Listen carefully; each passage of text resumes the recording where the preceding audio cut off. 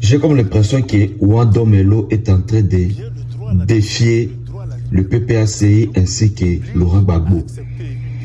Il a été interpellé par la commission disciplinaire du parti pour s'expliquer du pourquoi lui et une dizaine d'autres personnes, donc les membres du parti, qui ont désobéi aux conditions ou au règlement du parti pour aller se présenter aux élections présidentielles.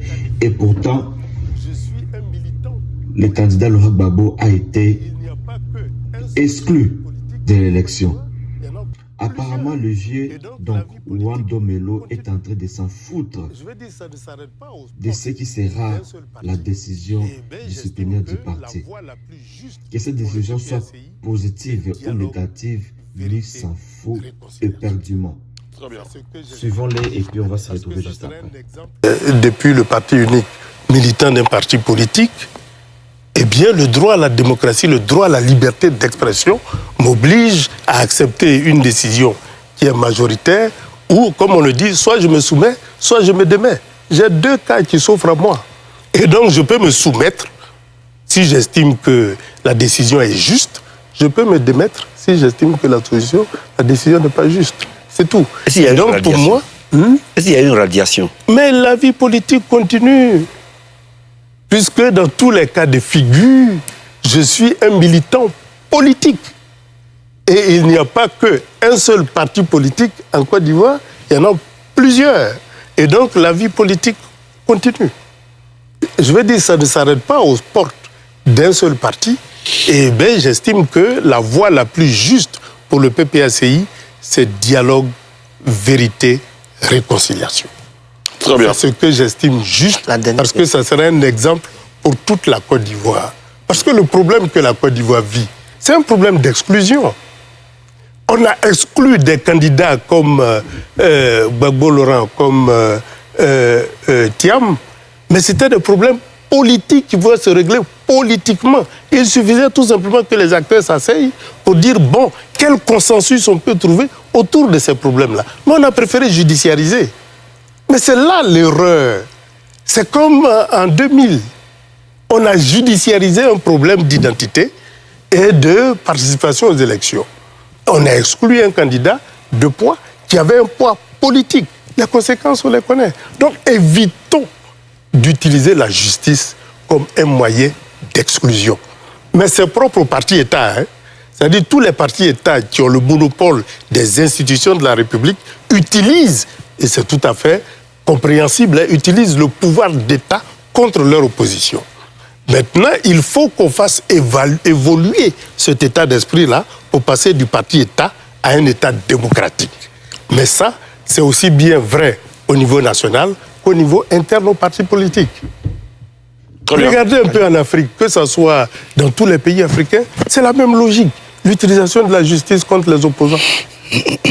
Il n'y a que au Sénégal où il y a eu une bonne réponse qui a permis d'éviter le piège. Et donc, il y a de bons exemples, mais il y a aussi des exemples qui ont conduit à la catastrophe. Donc, évitons d'utiliser les mauvais exemples et utilisons les bons exemples qui puissent permettre de faire avancer la démocratie.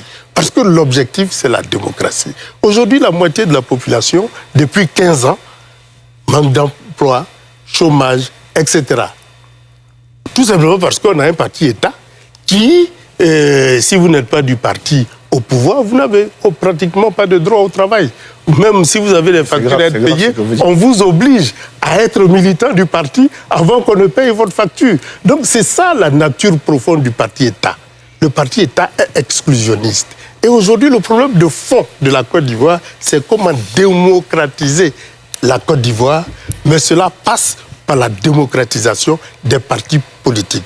Parce qu'un parti non démocratique ne peut conduire son peuple vers la démocratie. Non, allez, s'il te plaît. Très bien. Non, bien sûr, je reviendrai à vous. Eric Bayala n'a pas encore réagi. Allez-y, Eric. Docteur, en tout cas, moi, je voudrais vous inviter ensemble à faire une rétrospection sur le début de cette histoire.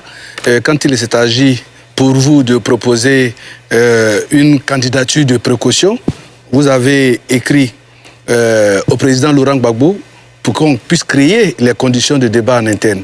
Quand on a De retour sur le plateau de NCI 360 et nous avons l'honneur de recevoir un ex-candidat à l'élection présidentielle en Côte d'Ivoire, Monsieur Awa Domelo. Bonsoir et bienvenue. Bonsoir. Comment vous allez? Ben, très bien. Très heureux de vous retrouver sur ce plateau. Je rappelle que vous êtes aussi. ancien vice-président exécutif du Parti des peuples africains Côte d'Ivoire, le PPACI, vice-président de l'Alliance internationale des BRICS. Monsieur, nous avons l'honneur de recevoir Monsieur Awa Domelo sur ce plateau. Monsieur Awa Domelo qui était devant le conseil de discipline cette semaine, le conseil de discipline du PPACI. C'est une présence devant le conseil qui a suscité évidemment beaucoup de commentaires dans votre camp politique, notamment au PPACI. S'agit-il d'une sanction politique, d'un recadrage nécessaire ou un symptôme d'un malaise plus profond dans un contexte où l'opposition ivoirienne cherche encore ses repères? Cet épisode pose une question essentielle. Comment concilier discipline interne et liberté d'expression politique au sein des partis? Et surtout, que nous dit cette affaire de l'état réel des forces politiques d'opposition aujourd'hui? Vous répondrez à toutes ces questions après ce sujet de Salif Yalekoué et Pierre Dipomela. Awa Domelo et 14 de ses proches ont été entendus mercredi 8 avril 2026 par le Conseil de discipline du Parti des peuples africains Côte d'Ivoire, PPACI, au siège du parti à Cocody Rivière-à-Bonhomme, dans le cadre d'une procédure engagée pour désobéissance aux décisions des instances dirigeantes. Présidé par son premier responsable, Etienne Amoakon, l'organe disciplinaire a procédé à ses auditions à la suite d'une plainte du président exécutif du parti, Sébastien Dano-Diédié. Celui-ci reproche au mis en cause de s'être affranchi des résolutions du comité central et de la convention ayant désigné Laurent Gbagbo comme candidat officiel du parti à l'élection présidentielle d'octobre 2025. Devant le conseil de discipline, Dr Awa Domelo et ses proches, interrogés séparément, ont indiqué que la position de participer à l'élection présidentielle 2025, prise en toute responsabilité et sans regret, après le rejet de la candidature du camarade Laurent Gbagbo, pour absence sur la liste électorale définitive, visait à préserver la présence du PPACI dans le jeu politique, à éviter une marginalisation et à prévenir des conséquences humaines dramatiques. Ils ont rappelé que le risque d'exécution du candidat Laurent Gbagbo étant perceptible dès la publication de la liste électorale provisoire, plusieurs militants, dont les camarades Dr Awa Domelo, Haïlé Fernand d'Ile Côte d'Ivoire et Kwaku Dapa Donatien, ont invité la direction du parti à ouvrir le débat sur la conduite à tenir. Mais celle-ci n'y a pas fait droit et a continué d'avancer tête baissée, arguant que malgré son absence sur la liste électorale, son éligibilité n'était pas touchée.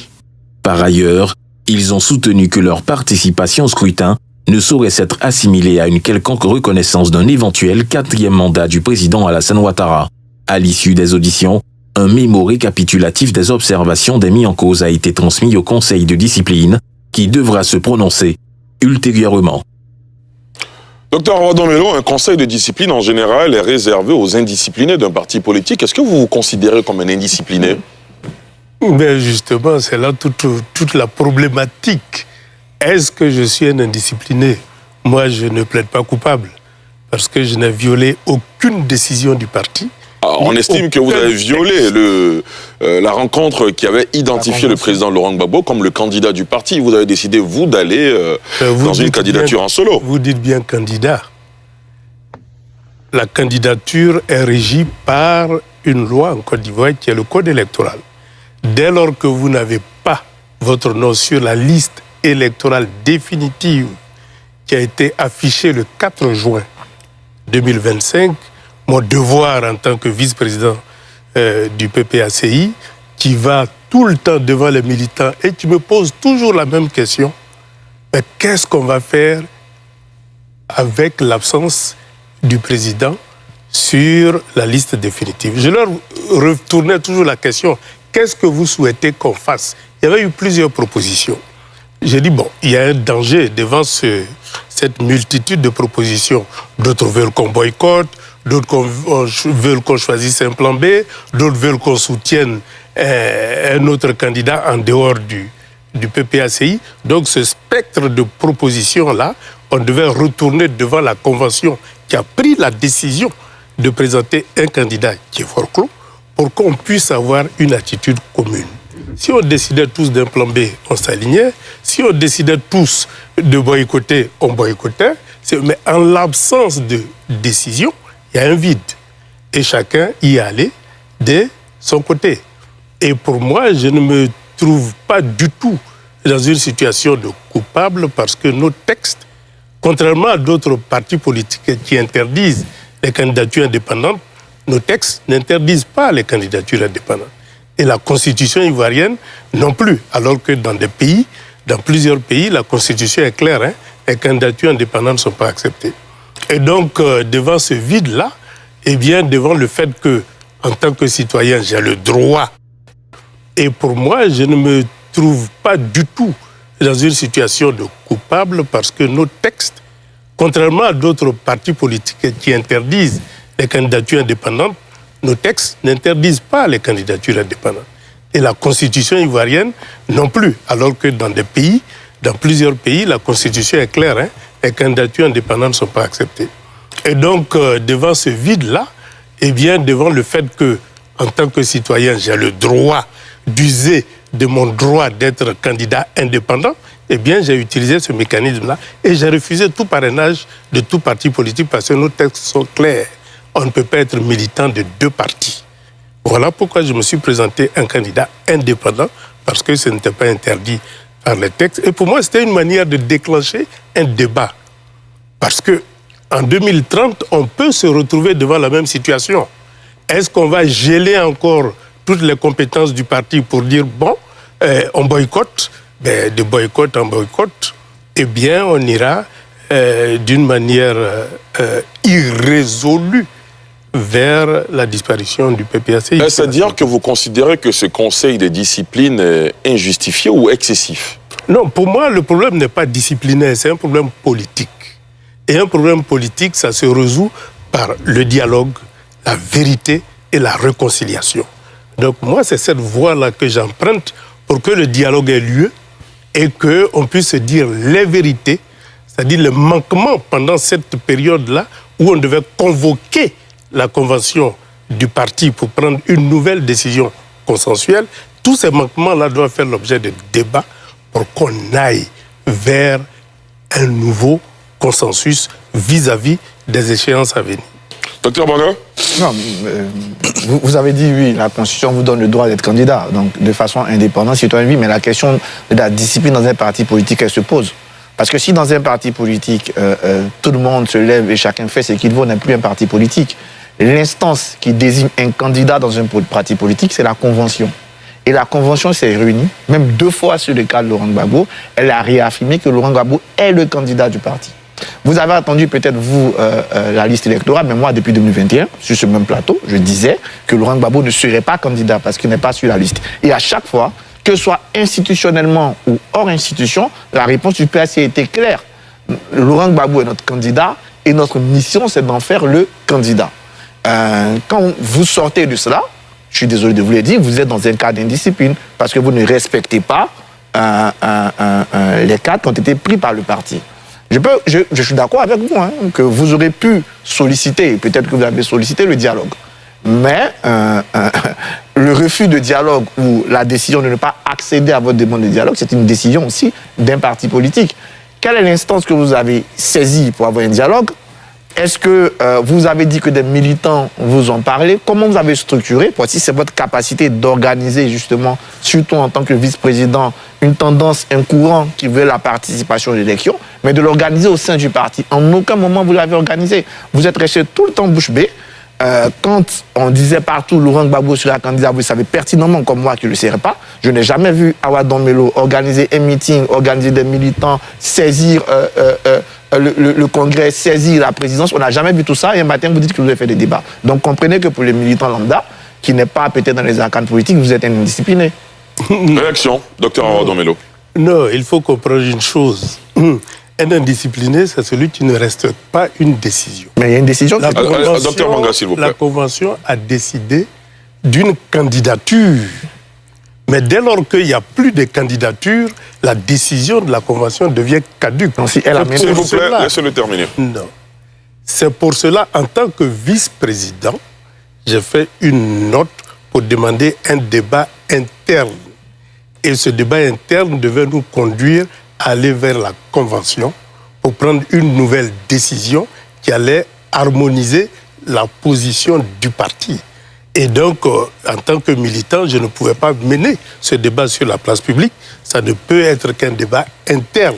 Et donc, j'ai initié ce débat interne-là et j'ai pris la précaution de noter mes propres propositions dans une lettre, dans une note écrite, pour que le débat ait lieu sur cette base-là et qu'on puisse aller vers la Convention. Mais il n'a pas eu lieu. Donc, oui, mais à qui la faute? S'il vous plaît. Est-ce que devant un vide, Il n'y a pas de vide. devant un vide, il y a un vide, il y a un vide, il y a un vide. Il n'y a pas de candidat, justement.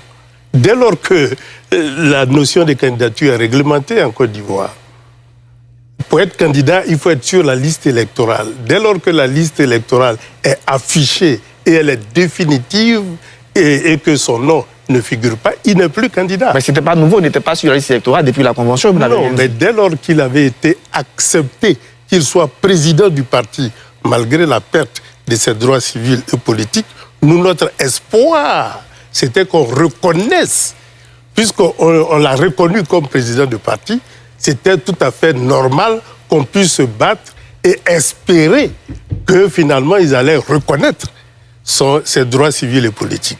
Dès lors que la liste électorale définitive est sortie, qu'il n'y avait pas ces droits, il est bien évident qu'un parti responsable convoque les instances pour dire est-ce qu'il faut un plan B, est-ce qu'il faut boycotter ou il faut soutenir notre candidat, c'est tout. Très bien. Docteur François Conan. Oui, Monsieur le ministre, les Ivoiriens pensent que l'indiscipline vous colle à la peau parce que en 1997, vous avez créé le FPI Renaissance. Ah, vous remontez bien loin. Oui.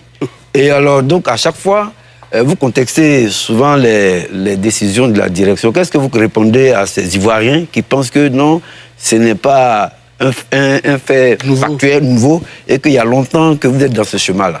Non, heureusement que j'ai contesté. Parce qu'aujourd'hui, ce que j'avais proposé et qui avait été refusé, c'est ce qui constitue aujourd'hui le programme du PPACI.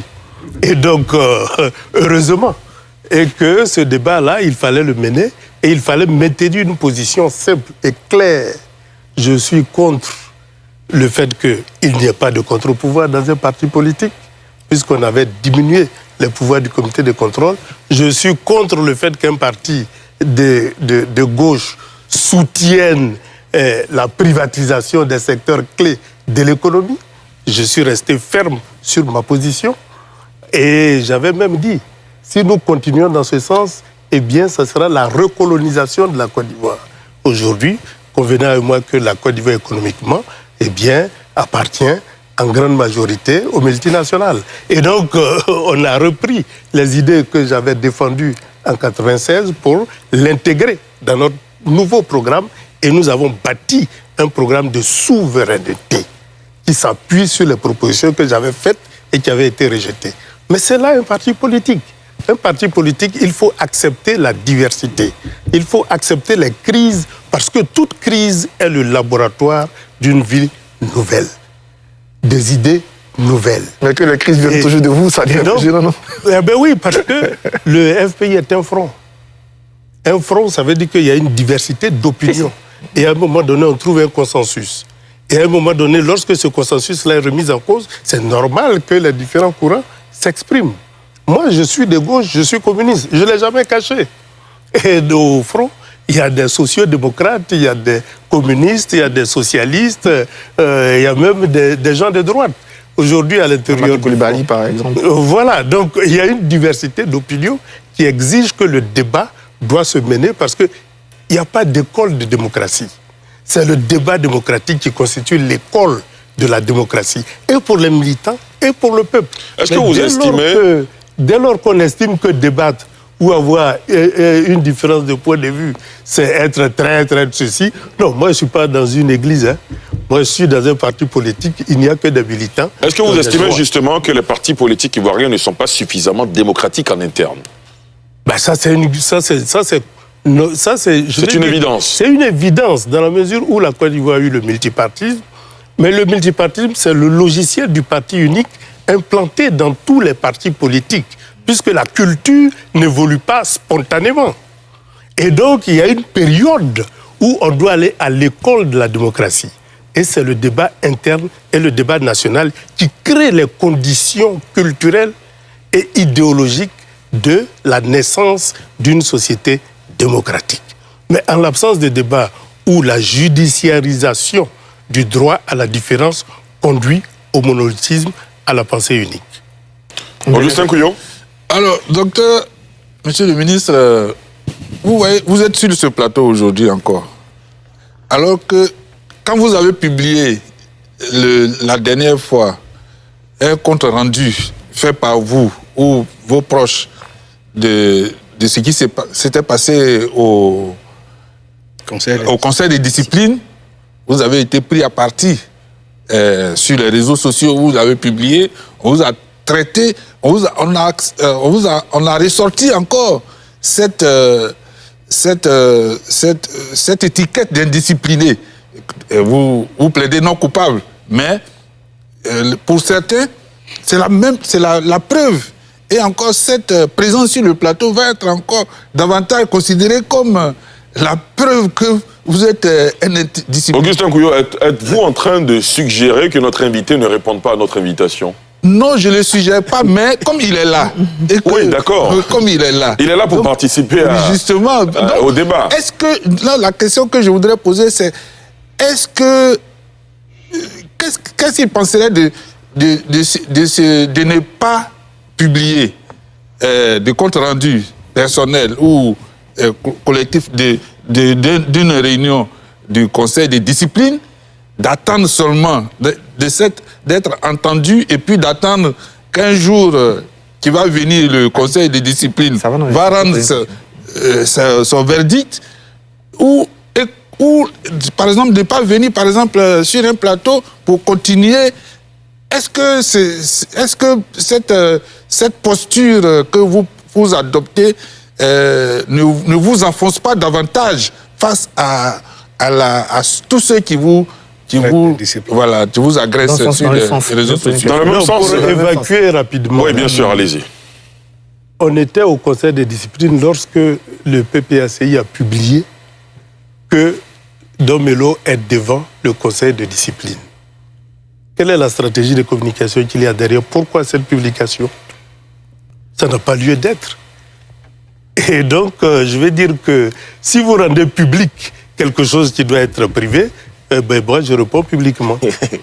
C'est aussi simple que ça. Et donc, il faut éviter justement de rendre public un processus du conseil de discipline. Dès lors que vous le rendez public, vous donnez l'autorisation de répondre. Parce que si vous ne voulez pas que ça soit public, eh bien, vous n'annoncez pas une telle procédure. C'est une procédure interne. Et donc, ça devait rester interne. Voilà ce que j'ai à dire. Donc, évitons, et je crois que le plus important ici, c'est de comprendre qu'il y a eu crise politique et que la démarche que moi je propose, c'est qu'on aille vers le dialogue, la vérité et la réconciliation.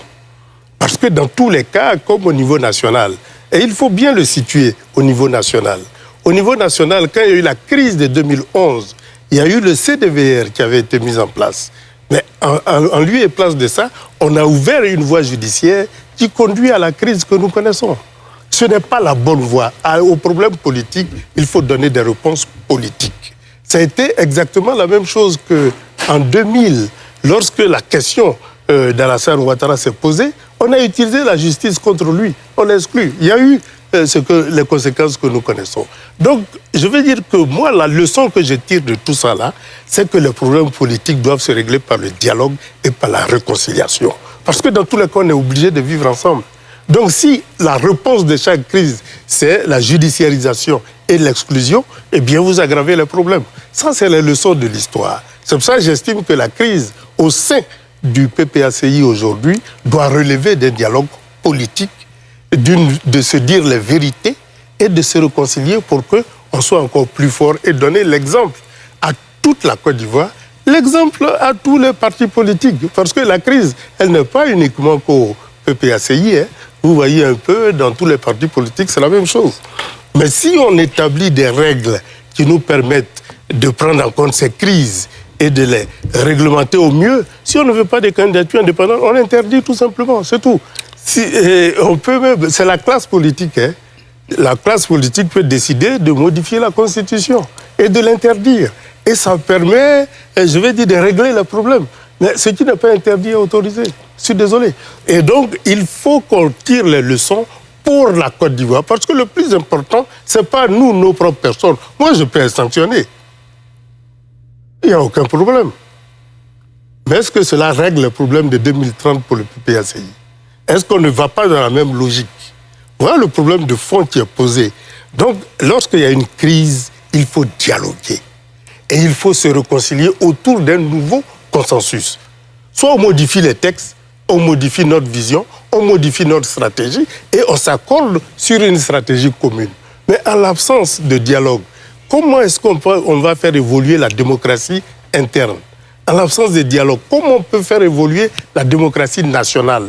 En l'absence de dialogue, comment on peut faire évoluer les valeurs démocratiques au lieu qu'on se comporte de telle sorte que la démocratie soit discréditée par les acteurs politiques eux-mêmes? C'est pour ça que je dis non à la judiciarisation des problèmes politiques, oui au dialogue et à la réconciliation. Très bien. Docteur Xavier Nguessan, Xavier Kouadio, pardon. Quand j'écoute Monsieur le ministre, il y a le titre d'un livre qui me vient à l'esprit, Le savant et le politique. Et j'ai le sentiment qu'il y a le savant qui transporte tout ce qui est théorie, tout ce qui est connaissance, tout ce qui est règle dans le champ politique. Et il me semble que c'est ce mélange de gens qui pose problème. À l'écouter, j'aimerais savoir s'il est prêt à accepter les décisions qui vont venir du parti, Monsieur le ministre. Les décisions qui vont venir du parti sont les décisions du parti. Moi, je suis un démocrate, j'apprécierais. Parce que le droit à la démocratie, il faut dire, on s'est battu pour le multipartisme, et moi en premier, puisque je suis depuis le parti unique militant d'un parti politique, eh bien le droit à la démocratie, le droit à la liberté d'expression m'oblige à accepter une décision qui est majoritaire, ou, comme on le dit, soit je me soumets, soit je me démets. J'ai deux cas qui s'offrent à moi. Et donc je peux me soumettre si j'estime que la décision est juste, je peux me démettre si j'estime que la décision n'est pas juste. C'est tout. Et donc pour moi... Est-ce qu'il y a une radiation? Mais la vie politique continue. Puisque dans tous les cas de figure, je suis un militant politique. Et il n'y a pas qu'un seul parti politique en Côte d'Ivoire, il y en a plusieurs. Et donc la vie politique continue. Je veux dire, ça ne s'arrête pas aux portes d'un seul parti. Et bien, j'estime que la voie la plus juste pour le PPACI, c'est dialogue, vérité, réconciliation. Très bien. C'est ce que j'estime juste, parce que ça serait un exemple pour toute la Côte d'Ivoire. Parce que le problème que la Côte d'Ivoire vit, c'est un problème d'exclusion. On a exclu des candidats comme Gbagbo Laurent, comme Thiam, mais c'était des problèmes politiques qui pouvaient se régler politiquement. Il suffisait tout simplement que les acteurs s'asseyent pour dire, bon, quel consensus on peut trouver autour de ces problèmes-là. Mais on a préféré judiciariser. Mais c'est là l'erreur. C'est comme en 2000. On a judiciarisé un problème d'identité et de participation aux élections. On a exclu un candidat de poids qui avait un poids politique. Les conséquences, on les connaît. Donc évitons d'utiliser la justice comme un moyen d'exclusion. Mais c'est propre aux partis-États. C'est-à-dire tous les partis-États qui ont le monopole des institutions de la République utilisent, et c'est tout à fait compréhensible, utilisent le pouvoir d'État contre leur opposition. Maintenant, il faut qu'on fasse évoluer cet état d'esprit-là pour passer du parti-État à un État démocratique. Mais ça, c'est aussi bien vrai au niveau national qu'au niveau interne aux partis politiques. Regardez un peu en Afrique, que ce soit dans tous les pays africains, c'est la même logique. L'utilisation de la justice contre les opposants. Il n'y a que au Sénégal où il y a eu une bonne réponse qui a permis d'éviter le piège. Et donc, il y a de bons exemples, mais il y a aussi des exemples qui ont conduit à la catastrophe. Donc, évitons d'utiliser les mauvais exemples et utilisons les bons exemples qui puissent permettre de faire avancer la démocratie. Parce que l'objectif, c'est la démocratie. Aujourd'hui, la moitié de la population, depuis 15 ans, manque d'emploi, chômage, etc. Tout simplement parce qu'on a un parti-État qui, si vous n'êtes pas du parti au pouvoir, vous n'avez pratiquement pas de droit au travail. Même si vous avez des factures à être payées, on vous oblige à être militant du parti avant qu'on ne paye votre facture. Donc c'est ça la nature profonde du parti-État. Le parti-État est exclusionniste. Et aujourd'hui, le problème de fond de la Côte d'Ivoire, c'est comment démocratiser la Côte d'Ivoire, mais cela passe par la démocratisation des partis politiques. Parce qu'un parti non démocratique ne peut conduire son peuple vers la démocratie. Allez, s'il te plaît. Très bien. Non, bien sûr, je reviendrai à vous. Eric Bayala n'a pas encore réagi. Allez-y, Eric. Docteur, en tout cas, moi, je voudrais vous inviter ensemble à faire une rétrospection sur le début de cette histoire. Quand il s'est agi pour vous de proposer une candidature de précaution, vous avez écrit au président Laurent Gbagbo pour qu'on puisse créer les conditions de débat en interne.